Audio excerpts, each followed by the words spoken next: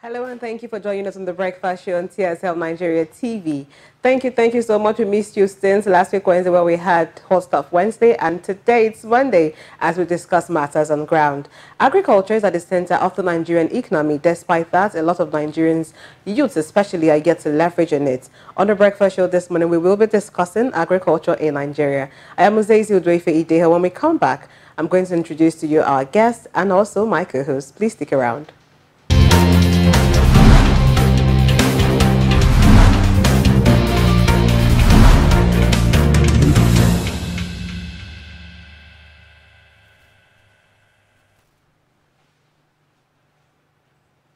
Thank you for being here. With me on set this morning is my co-host, Wana Adana. Welcome. Good to see you again. And also a special person who has great expertise in agriculture in person of Ojo Peter Endurance, one who is the founder of Market Price Vegetable Farms Limited. You're welcome. Thank you very much. Good morning. Good morning to you. Your white is sparkling, I must comment. Welcome. So let's begin with, what was the catalyst of all sectors in Nigeria? What drove you into agriculture? Okay, it's a funny story though. We would like to hear. Okay, a few years ago I was having mango and I was watching a movie. Oh, wow. And the mango got finished and it got me really angry, and I was like, how can I produce mango that would not finish? That would last me the whole length of the movie. Funny bit, Are you serious? This was exactly what happened. So I went online and I got information about biotechnology. Oh, wow. From there, I started processing myself for a scholarship in Israel. Okay. I got a scholarship. I went there first for a summer program for 3 weeks.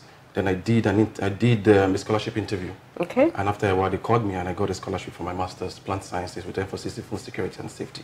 Are you serious? That was where my agricultural journey started. Meanwhile, I studied microbiology at Peter Ojo University. Oh. So the agricultural journey started from Israel, and I was really inquisitive. I wanted to know more about practical agriculture and growing in the desert. It was funny that Israelis could grow crops in a desert environment where we have less water and all that. So they found a way to go around everything, and they were able to produce food. I think they export about 75% of what they produce in the Arava Desert to international communities. Wow. Yeah, so that was actually where my agricultural journey started. How many years ago was this? This was, I graduated school 2012, NYC 2013. I left for Israel 2015. Wow. Okay. Yes, so I finished 2017, and I got a job in Israel to come back to Nigeria to work with Taraba state government. Okay. I was the deputy general manager there. Oh, wow. You know how funny it is to say ideas rule the world, right? So I've had this idea in my mind of how I can make my money just last long in my wallet. Maybe after this show, you tell me how I'm going to go about that too. But when you got to Nigeria, you know, like you said, in Israel, it's quite advanced with technologies. Correct. They're able to beat around the desert and stuff. Correct. Yeah. When you came back to Nigeria trying to implement all that you've learned so far, how was it for you? It was a bit, in the initial, it was a bit, it was easy because the company I was working for was an Israeli company. So they brought in everything that we needed to work with from Israel. The seeds, the fertilizers, everything. On the other, for them, it was a bit difficult because they don't find these things to buy here in Nigeria. But for me, it was difficult because I had virtually everything to work with. So that was actually where my experience journey started from, all right? But when I left, after my 2 years of consultancy with them, I left. I went down to Lagos, consulted for First Monument Bank with an Israeli company alongside. Then I worked there for just 2 months, and I got a job offer with Wells Osa Greenhouse Farm here in Benin. Okay. Worked there 2 years, then I started my own farm. Oh, wow. That was where the problem started from.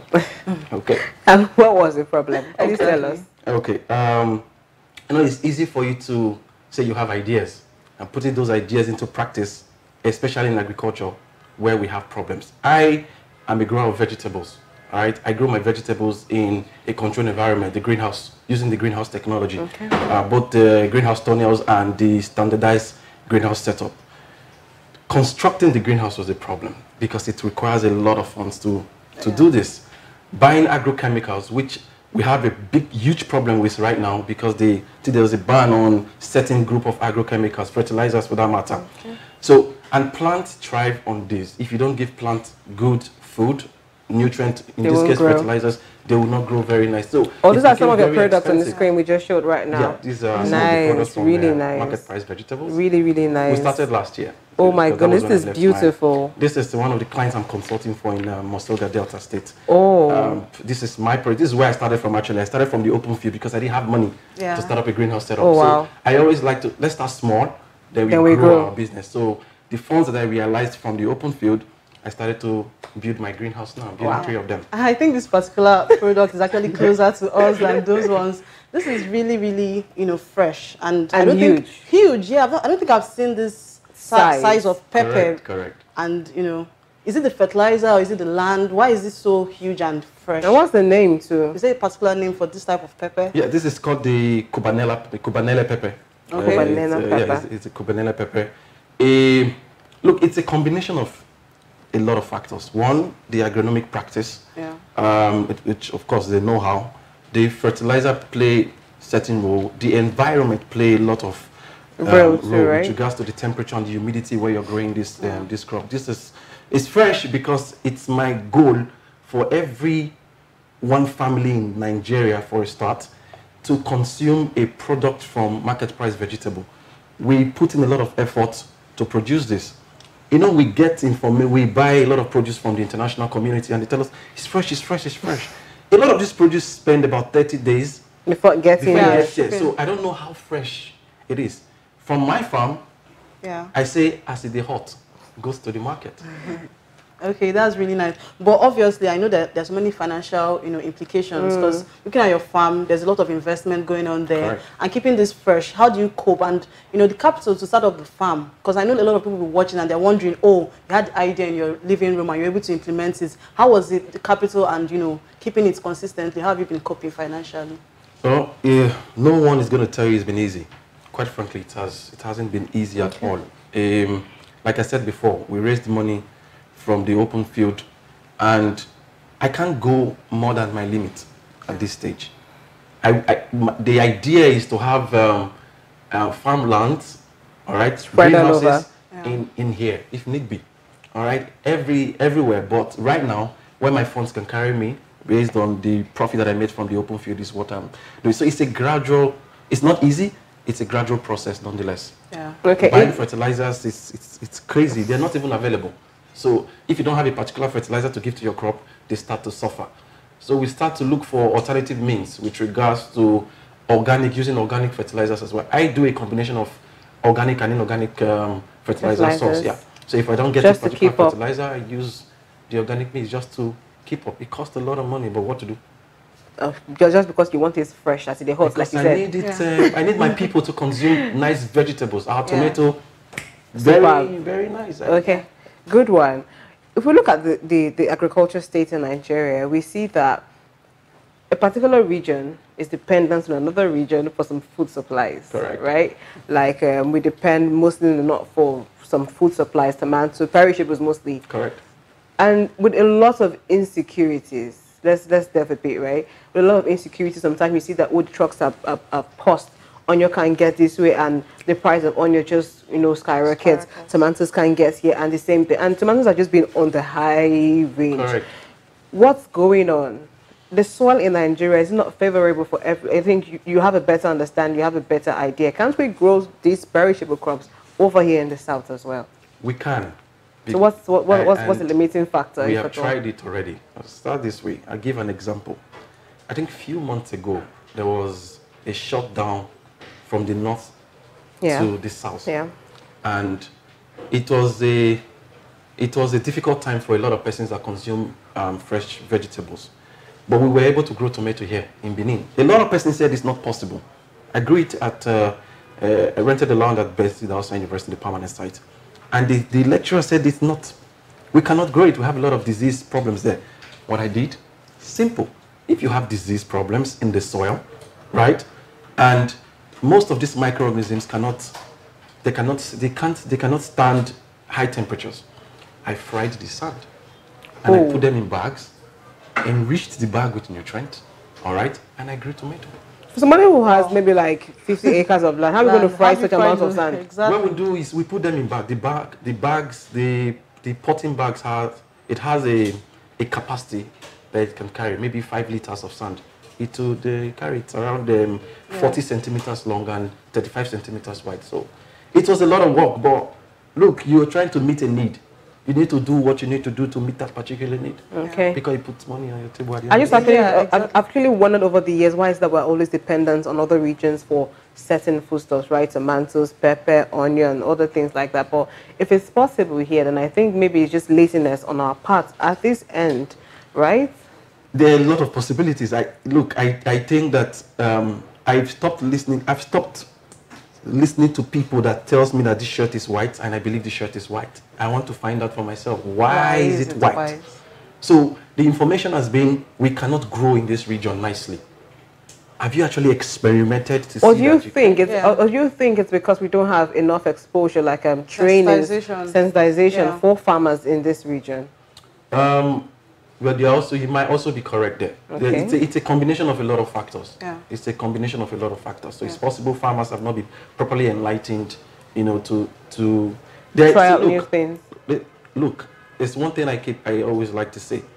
We always explore the soil agriculture, the terrestrial agricultural part of agriculture. We don't explore the aquatic part of agriculture. Agriculture is both the land and water. All right. I tell you now, the people in the international community, you know, this green algae you find. There's a particular group of it called Mycococcus. All right. You can grow the Mycococcus, stress it. It produces a pigment called astaxanthin. That pigment, a Cortez bottle of it is $10,000 a few years ago. Oh wow! Cortez bottle. I just recently found out. I recently found that the value of water hyacinths that we overlook here in Nigeria. Yeah, exactly. See that water hyacinth? There's a lot it can do, but a lot has just really been overlooked. So I guess maybe it's lack of sensitization as well. Looking at the youths in Nigeria, I don't think majority they'll be comfortable dressing in their boots and dirty clothes and maybe their hats to go farming. Why is it that youths are not really, you know, throwing the part of agriculture? Is there any way you think the government or individuals like you that are very passionate about agriculture can actually do better to welcome more youths? Because everybody wants white collar job. Everyone wants to look nice, dress up in the morning, come out, go into the vehicle, go into an office, stay under the AC for the whole day, come out. But there's actually a lot of finance and there's a lot of money in agriculture, but a lot of people are not looking at agriculture, especially the youth. I think most people leave farming for the older ones, but you're very young and you're doing very well in agriculture. So do you think you as an individual and the government, they've been able to, you know, drive that passion down to the youths to actually invest in agriculture? Two things. I think it's a knowledge I used to have, that youth do not get involved in agriculture, but I don't think that's the case now. We have a lot of youth that want to get into agriculture, but the problem is the cost of starting it with regards to, we need government to subsidize for us. In Israel, that's what the government does. They subsidize, the greenhouse farmers don't, they either buy or they don't buy nets at all for the greenhouse at a very low, very, and we have banks assisting them. So we have a lot of youths that want to go into this. It's not gone are those days where we see the way I am. I'm going to the farm right now, actually. I'm going to the farm. I didn't dress like this because I'm coming for this interview. No, this is the way I dress to the farm on a daily basis. So the government needs to do their part. It's not just calling for seminars and asking you, get involved in agriculture. You need to put certain things on ground for these things to happen. Right now, I need a really huge land to do what I want to do. All right, but I don't really have it.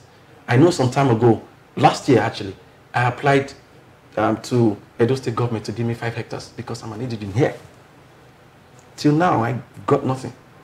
Nobody responded to my calls. Nobody responded to my proposal. It took me a lot of time to prepare it, but thought I was joking. Yeah, and that's discouraging. It's discouraging, but I won't allow it not to provide food for my people, because come mid-century, we'll have a huge problem. Increase in 30% population size, right? It's increasing. 9 billion people already. Mid-century. We need 70% increase in food production to meet with the increasing demand population size. What are we doing about it?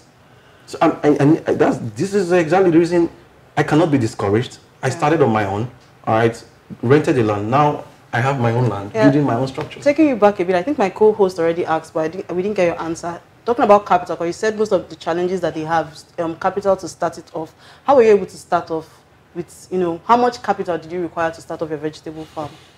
Okay, because it was open field production, the capital was not so much. The range. Yeah, the range that I started with. That is not so much, in quotes. Let us know what your not so much is. It was not so much. It was not 5 million, 10 million, 20 million, not at 3 all. million, 300,000. It was around. Well, because I could do everything, I could install the irrigation systems and all of myself. So, if I was going to be using the full system of irrigation, because I use drip irrigation systems, so it increased the price for me a little bit. It was around 500 to 700,000 naira. Okay. Wow. This was where I used to start. So without without the technical knowledge, right, of how to fix everything, give or take, you're going to have like 2 million, right? Not, I think it's around 1.2 million naira. Oh. That should do everything for you. Yeah. One of the things that actually increased my cost was the seeds that I used. I used F1 seed, hybrid seeds. I didn't use seeds that are locally that Northerners would use. I had to get seeds that are from not from Nigeria. Okay, in every field we have mentors. Let's be honest with ourselves. And someone out there might be watching and saying, "Oh, I just really like this guy from Market Price Vegetable Farm Limited and stuff." Thank you. Who's been your mentor on this journey so far? I would say my father. Oh, really? Because my dad, the land I'm using right now, he started off. He started growing yam there. Yeah. Wow. Yeah. So my dad. Then I have a professor in Israel, a Professor Neohad. He was the one that really taught me a lot of things. We came down to Nigeria together sometime and we visited a couple of institutions to tell them about agriculture, especially Bensi Dawson University, that was where I graduated from. So, these are... I'm really learning, but maybe I will change my mind for my long term goal to be farming now. Vegetables are very fragile when you talk about preservation, and this is still looking very fresh. I don't know where you got it from the farm and how you've been able to keep it fresh. So, talking about your goods, everything, how do you preserve them, especially knowing that vegetables, they easily go bad and all that. How are you able to preserve your vegetables? Sustainability, yeah. Okay, this vegetable right now, this cobanele pepper is more than a week old. Oh, wow. Wow. Without being in the fridge? Huh? Without being in the fridge? This was actually refrigerated. Okay. But we have a storage facility. Of course, we don't have so much funds right now to get a sophisticated storage system, the cooling system. What we do is we try to maintain the temperature for storage of the peppers. So we just got a couple of ACs and put them inside the room just to make it cool enough before we distribute. But we don't use it because our produce don't stay. Oh, wow. So hot. hot. One question for you as we just tend to wrap up now on the breakfast show. Whether we like it or not, I don't know. I'm just assuming you're in a better position to tell me. Have you experienced losses? Maybe vegetables go bad, you have to now sell at, give away price. Have you ever experienced any of such? Just so that someone who is watching and wants to go into this business will prepare his or her mind and say, okay, I might meet this as an obstacle along the way. Yes. Okay. Honest. Very honestly, I experienced losses with my cucumbers. Oh. The baby cucumbers are very fragile. Not the big ones you find in a regular market. These ones they have no seeds. So they have no seeds. And why is that? It's the variety. So how do you tend to plant again? You leave it to, you propagate it. You allow it to just grow out of proportion. But usually the size we harvest them, they don't have seeds. That's why they call baby cucumbers. Okay, so it was in the open field. I told you I started off in the open field. So it started raining, and with rain comes disease. So why? It affected everything. Naturally, microorganisms like moist environment. I told you I studied microbiology in my undergraduate. So the combination of all this helps me a lot. So I didn't know it was going to start raining. All right, so it started raining, and the disease came, and they finished everything. I tried with the agrochemicals we could find here. How did you cope? Did you throw them away? Did you have to sell them off? They were still it was still growing. So I had to take out the farm. Did you cry at any point? Well, they say men don't cry, but it was painful for me anyways. It was painful. All efforts, financial efforts. I lost a lot of money, I think, to the tune of 675,000 naira. Oh, wow. It was crazy stuff, but what to do? You need to move You on. learn. Exactly, Right? you need to move So on. just in case you're watching, you now have an idea that along the line you might meet obstacles, but that shouldn't deter you from making your dreams come true when it comes to this agriculture journey. Yeah. Thank you so much, Mr. Ojo. It's been really, really wonderful having you here, and I'm sure I'm going home with this pepper. Thank you. Enjoy it. Yeah, thank you so much. And to our viewers out there, agriculture is a segment, it's an industry that you want to invest in. Forget about, it's not just about industrialization. Agriculture is the new deal for youth, for grown-ups, for everybody. Welcome the idea of planting different things, especially Mr. Ojo here. He's benefiting a lot from agriculture, and I'm sure a lot of you would want to join in. Thank you so much for joining us today on Matters on Ground. We'll be back on Wednesday for Hot Stuff Wednesday, and I'm sure you don't want to miss out. Join us on Wednesday. Do also follow us on all our social media platforms at TSL Nigeria TV. Subscribe to our YouTube channel, TSL Nigeria TV. Till we come your way again, I'm Wana Dana. Have a great week. Stay connected to TSL Nigeria and get updates on the go all day, every day. Subscribe to our YouTube channel on TSL Nigeria TV and join our online family.